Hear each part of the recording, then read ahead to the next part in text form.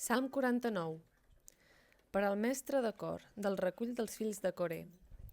Escolteu això, tots els pobles, estigueu atents, habitants de la terra, gent noble i gent senzilla, pobres i rics, tots alhora.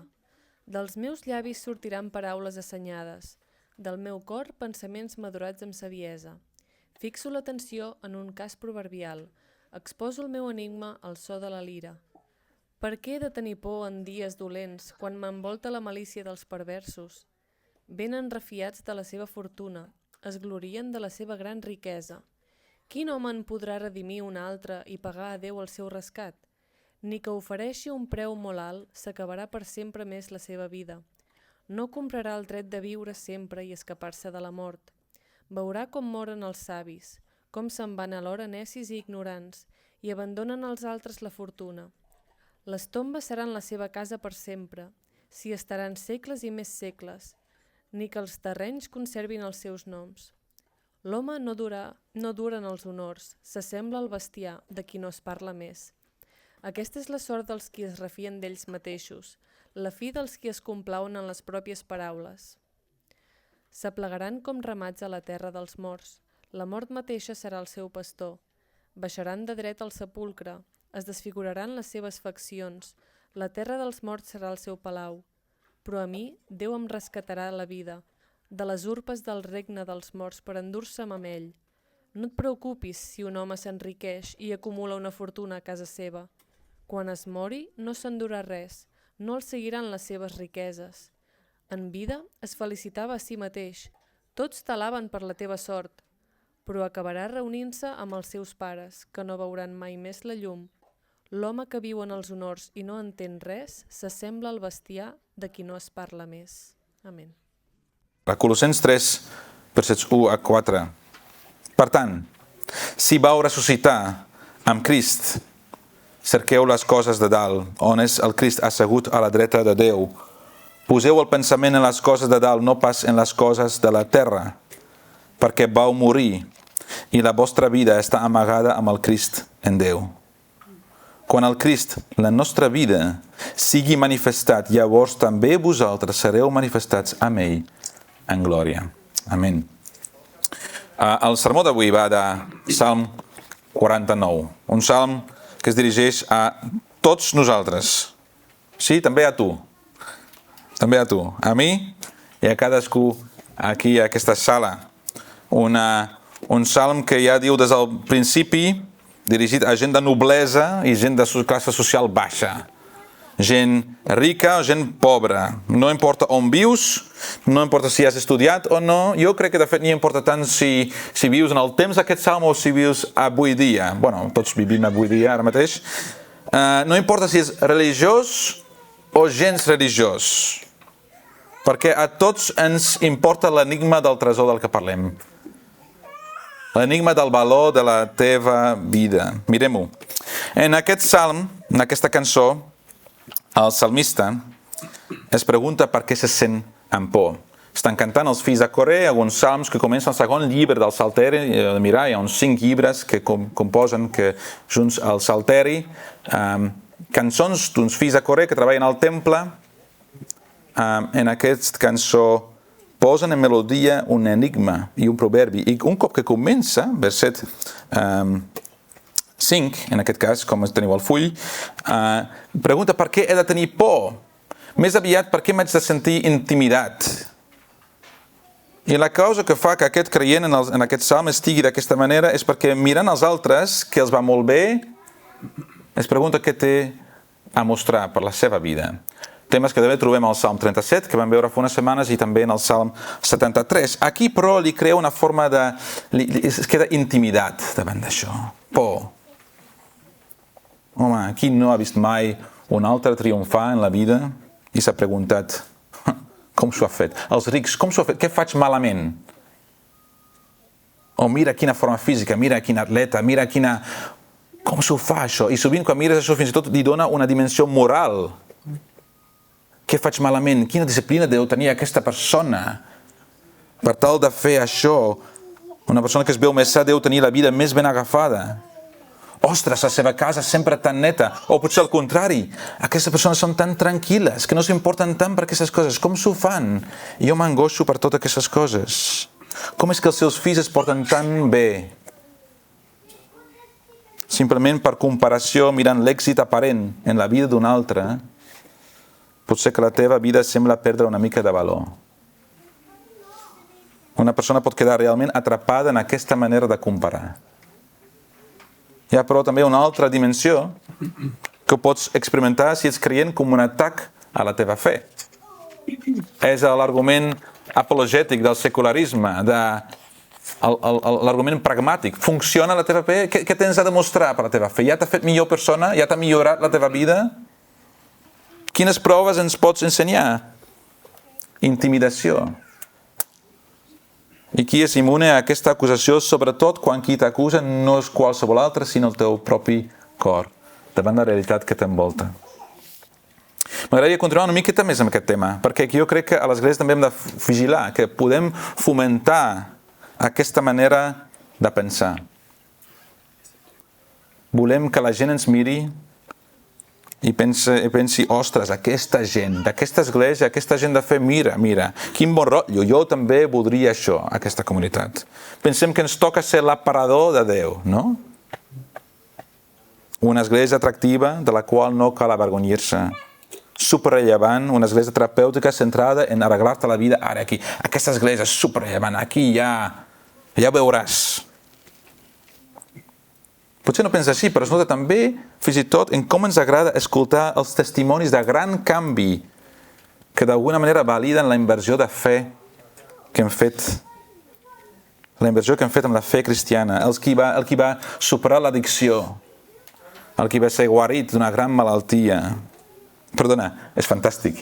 L'hem de celebrar i escoltar i donar-li a Déu la glòria a això. Però quan agafem l'enfocament equivocat, et imposa una pressió tan forta perquè has de tu validar Déu tota l'estona amb la teva vida. Què passa si tornes a caure en l'addicció? I què fem amb totes les històries que no escoltem? Històries sense resoldre, amb persones que amb fe lluiten anys i anys contra l'addicció i contra la depressió. De vegades et pots sentir també molt intimidat o intimidada a la mateixa església. Anem en compte amb això. També quan ensenyem, com estem fent aquest estiu, saviesa. Potser pots criticar com potser no era prou pràctic. Vigilem també de l'altra banda. Quan ens centrem només en temes que sí que hem de parlar, com la feina, la sexualitat, les finances, el matrimoni, la criança dels fills, n'hem de parlar. Però què si per tots els teus esforços el matrimoni s'ha fracassat? Que per tantes pregàries i bona educació als teus fills no segueixen el Senyor? Que si les finances encara no quadren, quan només donem un programa de millora amb un gust cristià, oblidem de predicar l'Evangeli i de nou l'Església mateixa esdevé el lloc de la intimidació. El Salm ens parla a tots aquí, en aquest moment.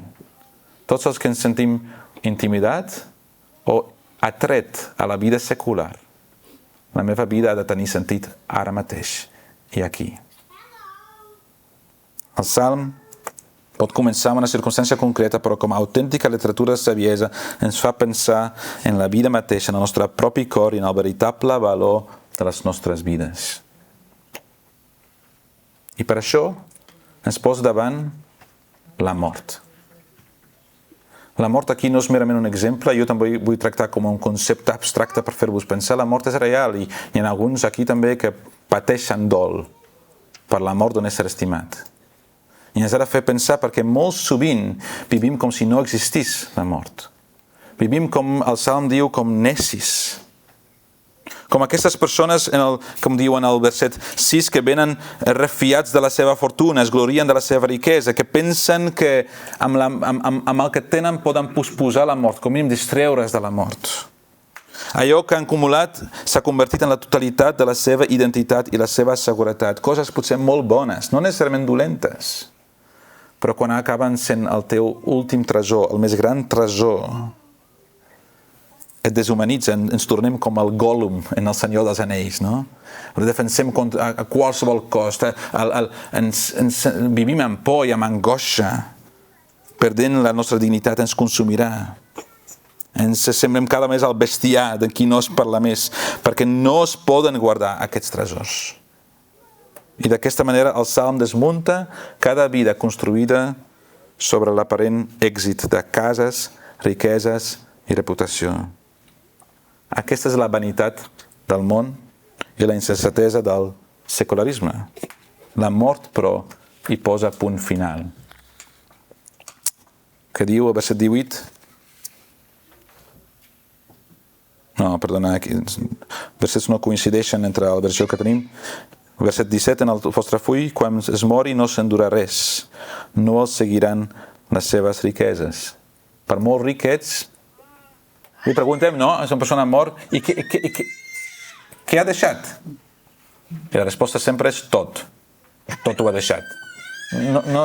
No podem portar res, ni el propi cos. Però abans de sentir-nos superiors, mirem bé el verset 10, ho diu també de nosaltres. Veurà com moren els savis, com se m'enaloren necis i ignorants i abandonen als altres la fortuna. El moralment recte també morirà. El savi és enterrat al costat del neci i un altre es gastarà els diners d'un ric. Això ens ha de fer pensar i ens ensenya humilitat. Perquè no hi ha saviesa, no hi ha moral, no hi ha diner que pugui afegir un sol segon a la teva vida. Res. Davant la mort som tots iguals. Això, però, abans de deprimir-vos massa, no vol dir que la teva vida no valgui res. Ben bé al contrari. L'argument d'aquest salm és el contrari. El verset 7 ja ho diu i ja ho mirem en breu, però el preu d'aquest tresor de la teva vida és molt més alt que tot el teu èxit, que tota la teva rectitud moral, que tot el teu bon aspecte, tota la teva generositat. Els insensats no estan tan sobrevalorant les seves riqueses com subestimant el valor de la seva pròpia vida. La casa gloriosa que veureu aquí en el full, en el verset 11, són merament les seves tombes. Aquelles riqueses només et redueixen a ser-ne el gestor per un moment. Tu no ets el teu compte bancari, tu no ets la teva casa i la teva dignitat no la determina com estiguis de forma física i d'aparença. La teva vida val molt i molt més que això.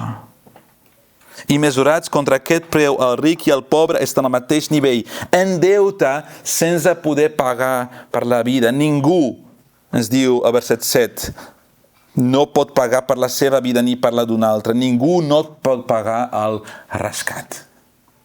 Potser l'última vegada que vau sentir aquesta paraula va ser quan es van rescatar els bancs, no?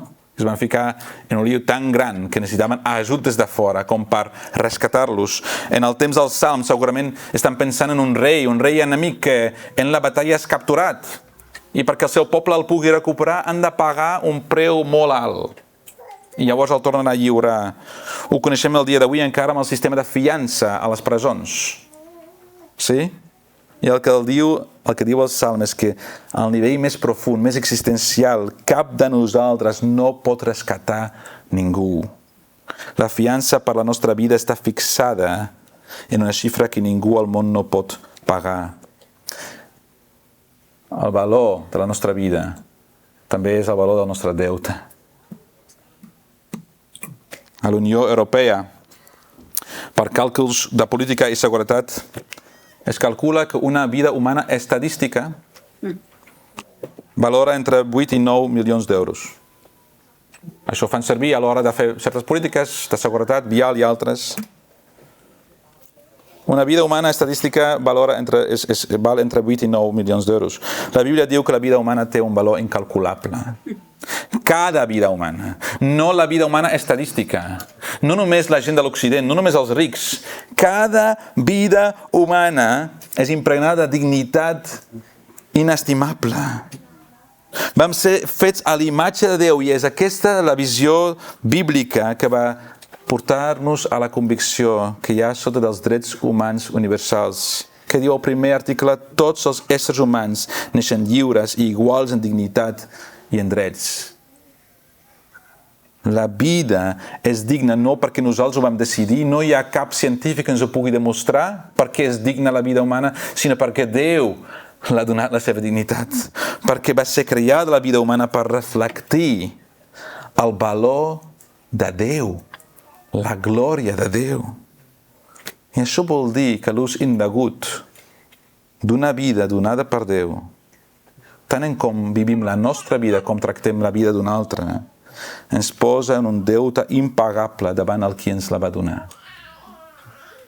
La vida no és teva, la deus a Déu. I això és una notícia poderosa i gloriosa quan parlem de la dignitat humana, però alhora ens deixa en una situació desesperada. Perquè qui pagarà? Nosaltres no podem pagar. Simplement amb això de, mentre que ens intentem estimar, amb això no pagaràs, I amb intentar ser bona persona no n'hi ha prou. La teva religió, sigui la que sigui la teva religió o a religió, no és suficient per pagar el preu. Ara bé, com ha resolt llavors el salmista aquest enigma? Si tots moren, potser hem de cantar després del sermó una cançó molt trista i marxar-nos deprimits a casa. Per què és diferent per ell? Una cosa, si llegeixes la Bíblia i busques esperança, la font sempre és Déu mateix. No esperis mai que l'esperança vingui d'un altre. Déu és el qui porta l'esperança. És això que diem l'Evangeli en dues paraules. Davant de la impossibilitat humana, sentim un pro-Déu. I aquí també, en aquest salm, què ens diu el verset 15? No m'agrada que la nostra versió l'han posat pro a mi, Déu. Seguint l'ordre de paraules, en l'original diu, pro Déu a mi em va redimir. Pro a mi, Déu em rescatarà la vida de les urpes del regne dels morts per endur-se'm amb ell. Déu mateix em redimirà. Déu m'acollirà. El salmista coneix aquell que li va donar la vida, el coneix per caràcter. L'únic capaç i disposat a pagar aquest rescatat. Aquest és l'Evangeli, això que era impossible per l'ésser humà. En el verset 7 i 8, ni que ofereix un preu molt alt, s'acabarà per sempre la seva vida. Canvia senzillament canviant el subjecte de la frase, d'aquesta que és Déu que redimeix. El que és impossible amb els homes és possible amb Déu, havent-nos criat a la seva imatge, com vam dir, que ens dona aquest valor intrínsec. Déu mateix, pel seu propi amor, ha decidit atresorar-nos. Si preguntes per què Déu fa això, la resposta és perquè Déu és així. Déu, del seu gran amor pel qual ens va crear, també ens ha vingut a redimir. Atresora gent que no sembla gaire impressionant. El llibre d'Èxode, si saps, el llibre d'Èxode explica com un poble d'esclaus que van viure 400 anys en esclavitud van ser portats a través d'un desert i no arriben enlloc encara, Sí? I allà aquesta colla d'esclaus coberts de pols del desert, Déu diu, la meva possessió atresorada. Paraules que repeteix també en el llibre de Deuteronomi, al llibre del profeta Malaquies. Déu decideix atresorar-nos. Mirem el camí que Déu va fer per rescatar-nos, pel seu amor, pels éssers humans. Déu no va merament ignorar o descartar el nostre mal, el nostre deute, com si no fos per tant. Això seria de nou una reducció del nostre valor. Això diria, mira, saps que éssers humans, diu Déu, jo baixaré l'expectativa. I així és una reducció del nostre valor. Déu no fa això, Déu no és com el neci. Entenent el valor de la nostra vida i per mèrit únic del seu amor, Déu va enviar-nos el seu fill, Jesucrist, plenament Déu i alhora més humà que qualsevol de nosaltres. L'exemple perfecte, el prototip de com ha de ser l'ésser humà, amb la seva perfecció, paga el rescat, el paga amb la seva vida. Déu ens envia el seu tresor.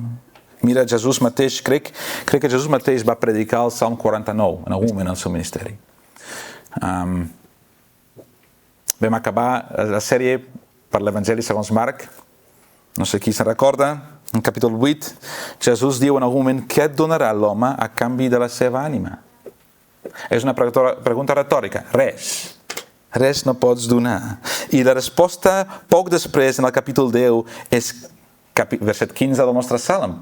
Jesús diu: jo he vingut per pagar el rescat. Jo he vingut no per ser servit, sinó per servir i per ser el rescat de molts. Jo he vingut amb aquest propòsit per tu, per pagar per la teva vida. És en Jesús que Déu resol l'enigma del tresor.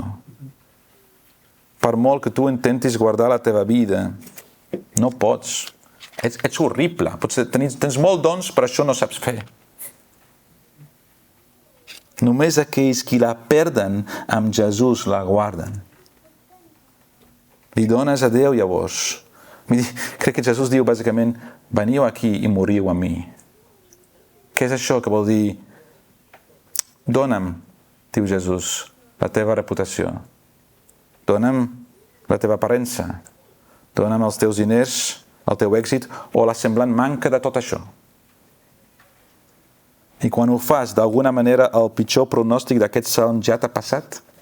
El pitjor que ja t'intimidava sempre, que et donava més por, la por davant de la mort, ja t'ha passat? Què diu el verset, que és aquí el verset 14, s'aplegaran com ramats a la terra dels morts i la mort mateixa serà el seu pastor. Bàsicament el seu destí és governat per la mort, és viure la fosca per sempre més en aquesta intimidació. Però si confies en Jesús, si li has donat a Jesús el tresor de la teva vida, la mort no serà el teu pastor, sinó Jesús, que ja ha travessat la vall més fosca en el teu lloc. És aquest pastor que t'acompanyarà en aquesta vida plena de pors i d'intimidació i moments sense resoldre, amb frustracions. I és aquest pastor que t'espera a l'altra banda per acollir-te. La mort física ja no serà el final, perquè per fer en Jesús hauràs passat per la tomba amb ell i has estat ressuscitat amb ell i et guarda com la nineta de l'ull, com el seu tresor. Llavors pots començar a viure una altra vida, una vida que atresora Jesús. Ja no necessitaràs diners, ni fama, ni has d'intentar posposar la mort. No cal més distreure'ns d'aquella realitat. Pots fer dol amb els que estan fent dol, realment. Perquè si confies més en Jesús que en qualsevol altra cosa, per molt imperfecta que sigui aquesta fe, ja hauràs rebut una nova vida. Una vida que res no pot tacar. Aquest tresor al cel del que parla Jesús. Llavors Jesús haurà esdevingut la teva vida. Això és el que vam llegir en Colossens capítol 3, que jo crec que en aquest sentit és molt important i m'agradaria dir-ho, perquè ho he estat rumiant aquest any. Quan pensem nosaltres del que passa després de la mort, com que acabem sent una cosa esotèrica, flotant no sé què, o què és? I ens perdem la personalitat. Què és tot això? No entenc.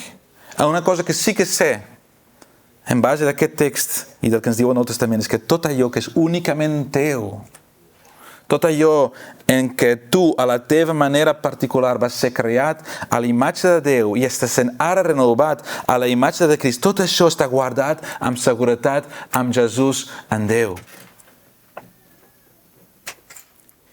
De forma particular, ets el seu tresor. Per això t'amaga, et protegeix i vol dir que aquesta vida ara i aquí no té l'última paraula sobre el teu valor i sobre qui ets i quan vals. La glòria d'això es mostrarà quan Crist aparegui. Llavors serem manifestats amb ell en glòria. Per tant, per tal d'entendre com la més gran antídot contra aquesta intimidació i por i la distracció, mirem, com diu Pau als Colossens, mirem amunt, perquè vau ser ressuscitats. No cal mirar la feina, l'èxit o l'altre. Tu ja pots dir això? Tu ja pots dir, hem mort i ressuscitat amb Crist? I li he donat a Jesús tot això? Li he donat la meva autoestima? Li he donat a Jesús, no sé, les meves expectatives pel futur? Les meves lluites, les meves alegries? Ja saps això, que Déu et rebrà, que et portarà a casa? Perquè no hi ha millor manera de celebrar i viure la vida com algú que ja ha estat alliberat de la por a la mort. Si ets el tresor de Déu i Crist ha esdevingut el teu tresor, també hi ha una altra conseqüència, que tots els teus fracassos, totes les teves imperfeccions, tot el que encara queda per resoldre, faran Crist més preciós per tu. Et faran apropar a Jesús. I en lloc de desesperar-te en tu mateix, t'agloriaràs cada vegada més en ell. L'atresoraràs cada vegada més i et seran de gran esperança. Estimats, com seria una comunitat formada per gent així? Una comunitat formada per gent que no viu amb aquesta por, sinó amb gran esperança. Una església que entén el preu del rescat i, per tant, el valor dels altres. Jo crec que aquesta seria una església amb lloc de sobres per les històries que encara no s'han resolt. Allà els que estan trencats econòmicament, moralment, socialment i de totes les maneres no són l'excepció vergonyosa, sinó seran com tots els altres, els sants, que caminen per fe i no pas per vista. El testimoni d'aquella església cap a fora no seria intentar demostrar alguna cosa, ser l'aparador de Déu a la ciutat, com mira nosaltres. No, ser una església molt sincera i humil. Dirien a la gent la veritat, nosaltres som gent amb una gran necessitat. I des d'aquesta necessitat ens agradaria dir-vos i proclamar-vos la notícia gloriosa que Jesús és el rescat gloriosament suficient per les nostres vides. Ell és millor que l'or o la plata. Ell és millor que la fama. I fins i tot millor que la família. Jesús és millor que tot això. Jesús val més que el meu èxit o l'aprovació. Jesús és el meu tresor més gran. Mireu-li a ell. En una comunitat així on la reputació, la nostra imatge, el temps i els diners ja no siguin els nostres amos, podem esdevenir generosos de debò. Amb el nostre temps, amb la nostra atenció, amb els nostres diners. Que quedi ben clar per tots aquí. Aquí no has de pagar res. Res. No has de demostrar res. No has de complir cap requisit. En aquesta sala, avui, en les nostres vides, en la nostra comunitat, només volem aixecar una sola persona. L'únic que ens impressiona de debò és aquell que mai no t'intimidarà, mai no t'avergonyirà. La seva riquesa també és teva per fer en ell. I cada diumenge, i en cada conversa, cada vegada que ens trobem volem aixecar-lo perquè el miris, te meravellis i l'adoris, Jesucrist. Confiant en ell pots deixar d'excusar la teva vida i aprendre a confiar. Ell m'ha redimit. Ell m'acollirà. Que Jesús sigui també el teu tresor. Amén.